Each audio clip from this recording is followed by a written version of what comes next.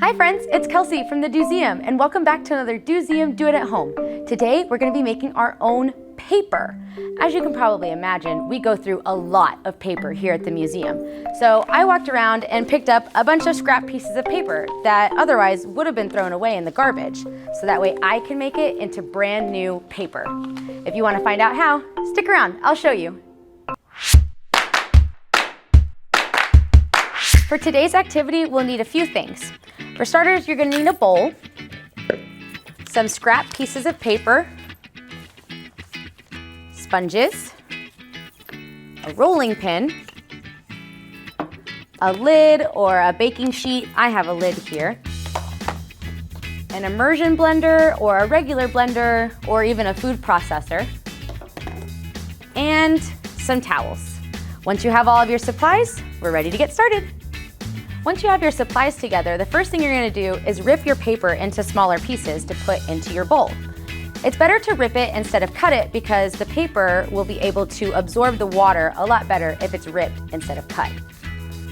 Once you're done ripping up your paper, the next step is going to be putting hot water on top of the paper, just right above where the paper's at. Make sure you're very careful with this step. I don't want you to burn yourself. It might be best to ask a grown-up for help.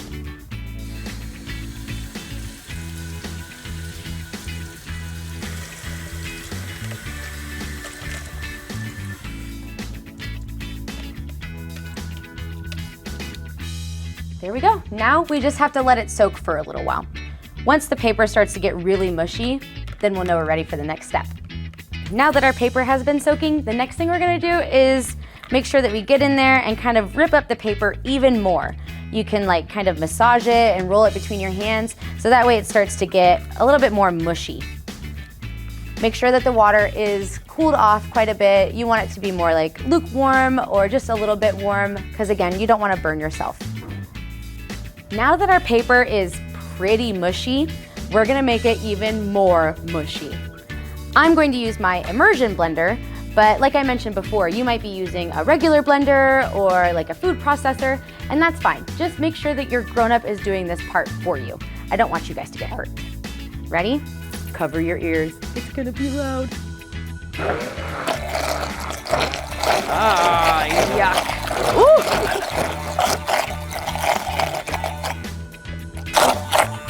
Oh yeah, I forgot to mention, you want the consistency or the way that it looks and pours to be kind of like a milkshake or like a smoothie consistency. And if it gets too hard to blend, then just add more water and it should make it a little bit easier. Just add a little bit at a time though. You don't want to overwater your paper pulp. Phew, I hope you guys used a blender at home. That was very messy.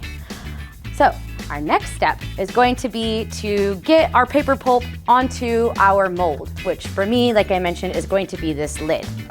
So the first thing you're gonna do is get your paper pulp out of the bowl and you're gonna squeeze it.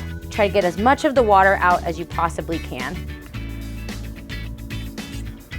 Once you get most of the water out, you're gonna take it over to your form, which is, for me, the lid. This is how I'm going to get my paper to look good. And I'm just going to push it out into the shape of paper. Now just know that the thicker your paper is, the longer it's going to take for it to dry. And what's really cool about this is your paper won't look perfect, and that's okay. It's because you're making it yourself, it's not going to be straight lines all the way around. But what's great about it is you're saving these pieces of paper from going into the landfill and taking up space on our Earth. So you're helping out the Earth by making really cool, imperfect paper. Our next step, once we get all of our paper onto here, is going to be to take a sponge and press really hard onto the paper to pick up some of that excess water. Because as much as you squeeze with your hands, there's still going to be some water left over. You could squeeze that extra water from the sponge back into your paper pulp, but just make sure you cover the whole thing. Try to get all the paper water out of there. The next step is going to be to take one of those dish towels you had and place it over top of the paper and get your rolling pin and roll it across. And this is also going to help get out any extra water from your paper that you made.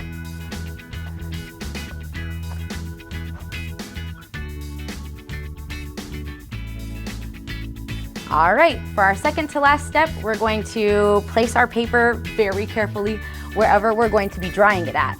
For me, it's gonna be this towel right here on the countertop. So I'm going to flip my paper over and tap it a few times. And ta-da! Now we have our paper. And we just let it sit out and dry.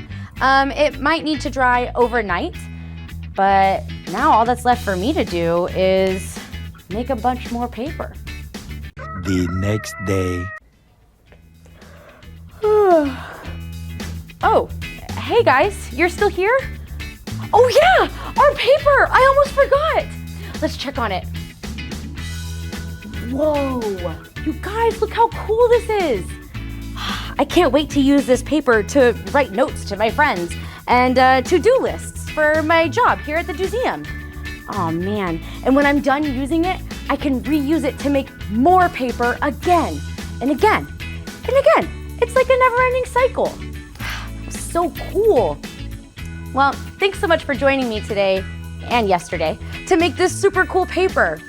I can't wait to see what yours looks like. We'll see you next time. Bye.